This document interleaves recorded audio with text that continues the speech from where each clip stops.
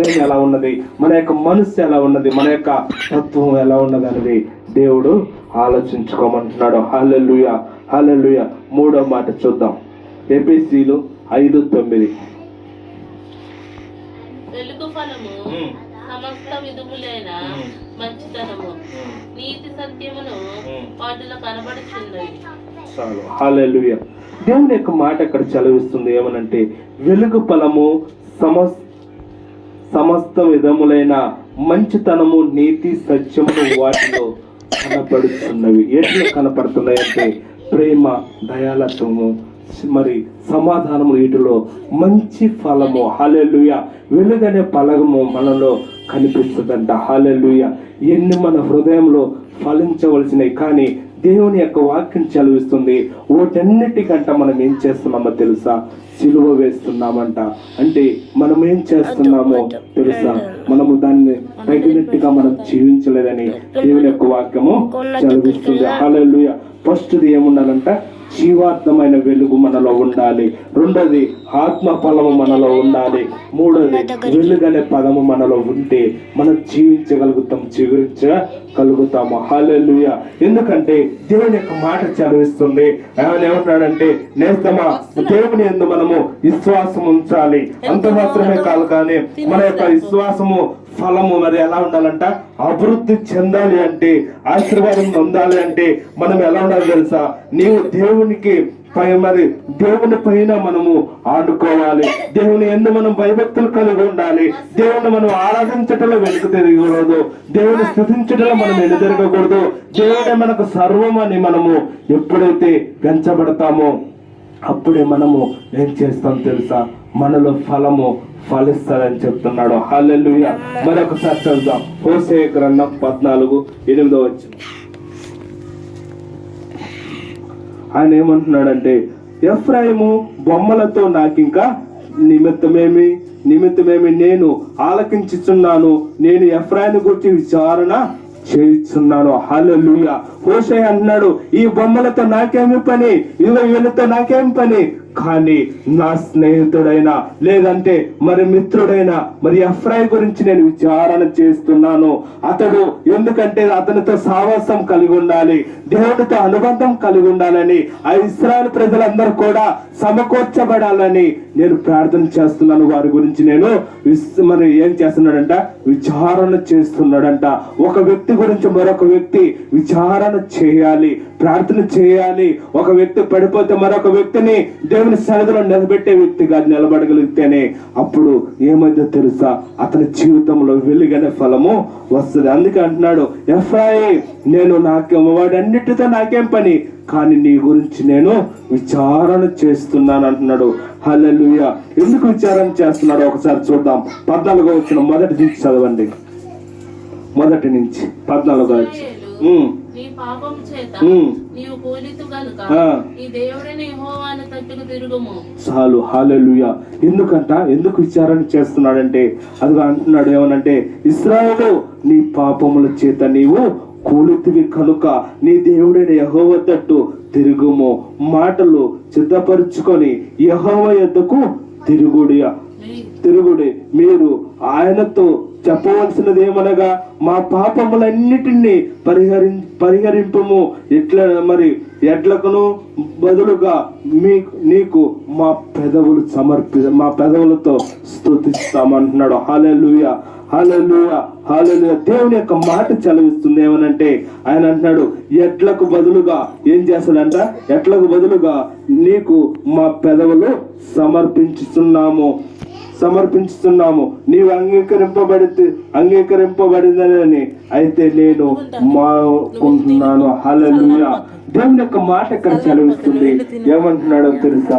ఇదిగో మా ఎడ్లకు బదులుగా మా పెదవులు నీకు సమర్పిస్తున్నాము. ఏమని సమర్పిస్తున్నావు తెలుసా? ఎల్లప్పుడూ నిన్ను స్తుతిస్తాము, ఎల్లప్పుడూ నీ నామాన్ని మహిమపరుస్తాము. లోకంలో ఉన్న ఆశల కంటే, లోకంలో ఉన్న వాటి కంటే మేము ఎన్నడూ మనసు పెట్టము, ఎన్నడూ వాటిని మేము స్తుతించమంటున్నాడు. హల్లెలూయా. ఎందుకంటే సిద్ధ హృదయం కావాలంట, సిద్ధమైన మాటలు కావాలంట. ఎందుకంటే దేవుని మహిమపరచాలంటే, దేవుని యందు మనం భయభక్తులు కలిగి ఉండాలంటే, ఫలము మనం అనుభవించాలంటే వీటన్నిటికీ ఏం చేస్తున్నాడో తెలుసా? మరి హోషేయ అంటున్నాడు, ఇదిగో ఇశ్రాయేలులారా, ఇకనైనను మీరు దేవుని యొక్క ఏమి అడగవలసిన అవసరం లేదు, కానీ ఆయనకు సమస్తము తెలుసు, కానీ మీ పాపములు ఒప్పుకోండి అంటున్నాడు. మీరు చేసిన లోపములను ఆయన యొక్క సరిచేసుకోమంటున్నాడు. మన లోపము సరిచేయబడకుండా మనం దేవుని చూడలేము. దేవుని యొక్క మరి ఆశీర్వాదం పొందాలంటే మనలో ఉన్న లోపం సరిచేయబడాలి, మనలో ఉన్న సమస్తము ఆయనకు అప్పగించాలి. హల్లెలూయా. ఎందుకంటే ఆయన అంటున్నాడు, నీ హృదయమే నా ఆలయమే ఉన్నదని ఎరుగరా అంటున్నాడు. కాబట్టి మనలో ఆయన హృదయం మరి ఆలయంగా మార్చుకున్నాడు. కాబట్టి మన హృదయం ఎలా ఉండాలో తెలుసా? ఆయన స్తుతించేదిగా ఉండాలి, ఆయన నామాన్ని మహిమపరిచేదిగా ఉండాలి. అప్పుడే మనము ఏం చేస్తామో తెలుసా? దేవుని యందు నిరీక్షణ కలిగిన వారిగా ఉంటాము. హల్లెలూయా. దేవుని యందు ఫలం పొందుకున్న వ్యక్తిగా ఉంటాము. కాబట్టి దేవుని యందు మనం భయభక్తులు కలిగి ఉండాలి. అందుకే అంటున్నాడు హోషేయ అంటున్నాడు, ఎఫ్రాయి, ఇదిగో ఇశ్రాయేలు జనాన్ని అందరికీ చెప్తున్నాను, ఏమన్నా తెలుసా? మీ పాపములు సరిచేయకుండా, దేవుని ఎదుట మీ పాపములు ఒప్పుకోకుండా దేవుడు మిమ్మల్ని ఆశీర్వదించడు. దేవుడు మిమ్మల్ని మరి ఆయన ప్రేమించలేడు. కనుక ఆయన యందు మీరు భయభక్తులు కలిగి ఉండమని చెప్తున్నాడు. కాబట్టి మనం కూడా అలాగే ఉండాలి. హల్లెలూయా, హల్లెలూయా. అప్పుడు మరి చేత రక్షణ నందుదుగోరము, మరి మేము యుక్తము గుర్రములను ఎక్కము, మీరే మాకు దేవుడని మేము ఇక మీదట మా చేతి పనితో చెప్పుచున్నాము. తండ్రి లేని వారిని ఎడల వాత్సల్యము చూపువాడవు నీవే కదా. హల్లెలూయా. ఒకవేళ తల్లిదండ్రులు మనకు లేరేమో, మరి మనల్ని ప్రేమించేవారు లేరేమో, మన స్నేహబంధువులు దూరం అయ్యారేమో, కానీ ఆయన అంటున్నాడు, మీకు వాత్సల్యం చూపించే దేవుడు ఆయనే కదా. మరి ఆయన కాకపోతే, ఆ తండ్రిని కాకపోతే ఇంకెవరిని వేడుకుంటారు? దేవుడి దగ్గర మీ విచారణ చేయకపోతే ఎవరి యొక్క చేసుకుంటారని హోషేయ అక్కడ చెప్తున్నాడు. ఎఫ్రాయి, ఇశ్రాయేలులారా, ఇదిగో ఇదంతా మీ దేవుని యొద్ద చెప్పుకోమంటున్నాడు. హల్లెలూయా. ఎందుకంటే మాట తప్పే దేవుడు కాదు, మనం ఆరాధిస్తున్న దేవుడు సత్యవంతుడు. హల్లెలూయా. ఎందుకంటే అతి పరిశుద్ధుడైన దేవుడు. మనుషులమైన మనం మాట తప్పొచ్చాము, కానీ దేవుడు తప్పేవాడు కాదు. ఒక్కసారి మాట ఇస్తే మనము బ్రతికినంత కాలము దాన్ని మరవని దేవుడు ఎవరంటే ప్రభువైన యేసయ్య. కానీ మనం ఏం చేస్తున్నామో తెలుసా? ఈ రోజు మనం సంతోషంగా ఉండాలంటే దేవుని ప్రార్థిస్తున్నాము, కానీ రేపటి దినము గురించి విచారణ చేయలేకపోతున్నాము. హల్లెలూయా. మన బ్రతుకు, మన జీవితము ఆయన స్వాచ్ఛం చేయలేకపోతున్నాము. కాబట్టి మనం ఎన్నో కష్టాలు, ఎన్నో నిందలు మనం అనుభవించగలుగుతున్నాము. హల్లెలూయా. ఎందుకంటే దేవుని యొక్క మాట చదివిస్తుంది. మనం ఏం చేయాలో తెలుసా? మనకు వాత్సల్యం చూపించే దేవుడి పైన, మన పైన మమకారం చూపించే దేవుని పట్ల మనం ఏం చేయలేకపోతున్నాం తెలుసా? అడగలేకపోతున్నాం, స్తుతించలేకపోతున్నాము. తండ్రి కంటే మిన్నైన ప్రేమతో మనల్ని ఆదరిస్తున్న దేవుడిని మనం ఏం చేయగలుగుతున్నాం? కనపరచగలుగుతున్నామా? ఆయన నామాన్ని మరి మహిమపరచగలుగుతున్నామా, లేక అవమానపరచగలుగుతున్నామా అనేది ఎవరు హృదయానికి వాళ్ళు ఆలోచించుకోవాలి. హల్లెలూయా. ఎందుకంటే ఎఫ్రాయితో అంటున్నాడు హోషేయ, ఏమన్నా తెలుసా? ఇక నాకు వాటితో ఏం పని? ఇదిగో ఈ లోకంలో ఉన్న వాటితో నాకేమి పని? ఈ మనుషులతో నాకేం పని? కానీ నీ గురించి నేను విచారణ చేయించున్నాను. ఎందుకో తెలుసా? నిన్ను ఎత్తుకున్న వాడు ఆయనే, నిన్ను ప్రేమించిన వాడు ఆయనే, నిన్ను కౌగిలించిన వాడు ఆయనే. కాబట్టి ఆయన ఎందుకు భయభక్తులు కలిగి ఉండక మళ్ళీ మరి మొదటి స్థితిలో నువ్వు పడిపోతున్నావే, దాని గురించి నేను విచారణ చేస్తున్నాను, దాని గురించి నేను బాధపడుతున్నాను. సృష్టికర్త అయిన దేవుని వదిలిపెట్టి ఈ సృష్టిని పూజిస్తున్నావే, అది నీకు తగుదని చెప్తున్నాను. కాబట్టి దేవుని యందు మనము భయభక్తులు కలిగి ఉండాలి. ఒకసారి కళ్ళు మూసుకుంటే మనం ప్రార్థన చేసుకుందాం. హల్లెలూయా, హల్లెలూయా. స్తోత్రం, స్తోత్రం. ఎవరికి వారే దేవుణ్ణి అడుగుదాం. మహోన్నతుడా, కృప కలిగిన వాడా, సర్వాధికారి అయిన దేవా, నీకే వందనాలు ప్రభువా. ఇదిగో ప్రభు వాక్యం చదివిస్తుంది. హోషేయ అంటున్నాడు, ఎఫ్రాయి, ఇదిగో నిన్ను కౌగిలించిన వాడు నా దేవుడే కదా, నిన్ను ప్రేమించిన వాడు నా దేవుడే కదా. ఎందుకు నీవు లోకంలో పడిపోతున్నావు? ఇదిగో నువ్వు ఎందుకు అనేకమైన వాటికి బానిసత్వం అయిపోతున్నావు? లోకంలో ఉన్న ఆనందమే కోరుకుంటున్నావు, కానీ దేవుని ఉన్న సంతోషాన్ని నువ్వు ఎందుకు పొందుకోలేకపోతున్నావు? ఆ నిత్య రాజ్యానికి వారసుడు కావాలనే కదా దేవుడు నీ కొరకు ప్రాణం పెట్టాడు. కానీ అది మర్చిపోయి నువ్వేం చేస్తున్నావు తెలుసా? లోకంలో ఉన్న ఆనందమే కోరుకుంటున్నావు. అది శాశ్వతమైనది కాదు, అది నరకాగ్ని నడిపించే మార్గం అని తెలుసుకోలేకపోతున్నావే. సత్య మార్గం ఏదో, అసత్యమైన మార్గం ఏదో నువ్వు తెలుసుకోలేకపోతున్నావే. నీ బ్రతుకు మారినట్లుగా, మరి నీ జీవితం మారినట్లుగా, నీ మనసు మారినట్లుగా, నీ యొక్క స్థితిగతులు మారినట్లుగా దేవుని యొక్క పాదాలు పట్టుకోగలుగుతున్నావా? దేవుని స్తుతించగలుగుతున్నావా? దేవునికి మరి నీ యొక్క సమస్తము అప్పగించగలుగుతున్నావా? ఇదిగో ప్రభువా, నేను పాపం చేసిన వాడినే, నేను పాపాత్ములనే, లోకములో ఎన్నో చేయకూడని చేసిన వాడనే, ఎన్నో చూడకూడని చూసిన వాడనే.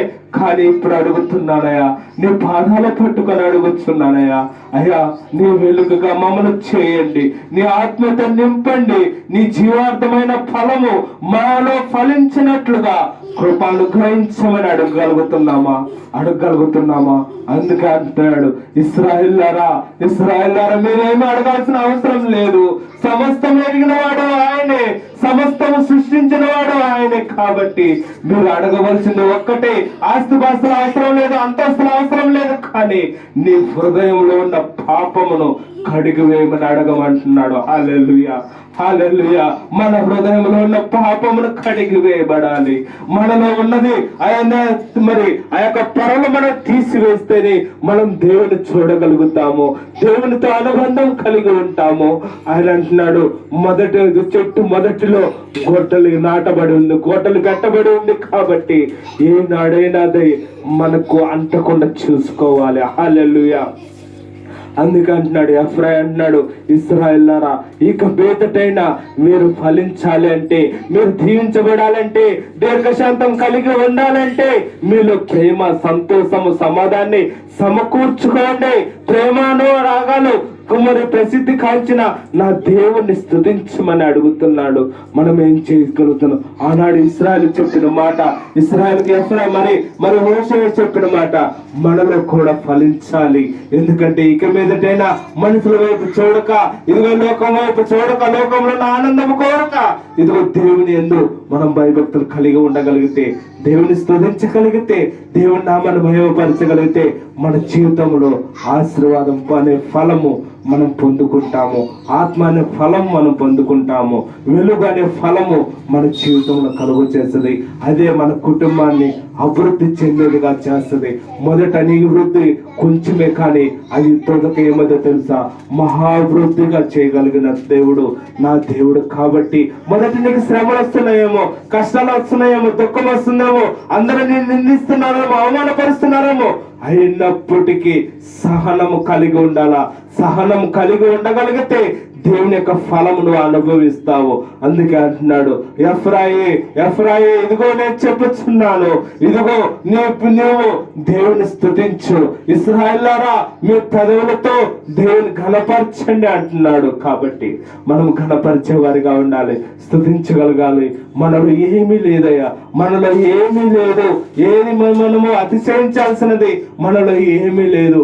ఆయన పెట్టిన ఈ యొక్క గాలి బుడగ వంటి ఆయుష్ కలిగిన వారము, ఆయన మట్టితో సృజించిన ఈ మట్టి బొమ్మలను మరి సృజించిన వాడు ఆయనే. కాబట్టి సృష్టికర్త అయిన దేవుణ్ణి మనం స్వర్ణకు తెచ్చుకుందాం. మహోన్నతుడ, కృప కలిగిన వాడ, సర్వాధికారి అయిన దేవా నీకు వందనాలు ప్రభువా. మరి హోషేయ ఎఫ్రాయితో చెప్తున్నాడు, ఇశ్రాయేలు ప్రజలతో చెప్తున్నాడు, ఎలా ఉండాలో ఎలా ఉండకూడదో చెప్తున్నాడు. కాబట్టి మేము కూడా నాయన తండ్రి, అయ్యా ఇదిగో ప్రభా నీ పరిశుద్ధులైన వారు నాయన తండ్రి, అయ్యా ఎంతో మంది ఉన్నారు ప్రభా, వారందరూ మిమ్మల్ని అనుసరించినట్లుగా మేము కూడా అనుసరించినట్లుగా నీ కృప అనుగ్రహించండి ప్రభా. మాలో నాయన తండ్రి నీకు ఏదైనా వ్యతిరేకమైన ఫలం ఉంటే తీసివేయండి ప్రభా, ఏదైనా చీకటి ఫలం ఉంటే తీసివేయండి ప్రభా. అయ్యా నాయన తండ్రి వెలుగు ఫలముగా చేయండి, ఆత్మ ఫలముగా చేయండి. నీ మార్గంలో నడిచే మార్గము మా అందరికి దయచేయండి ప్రభా.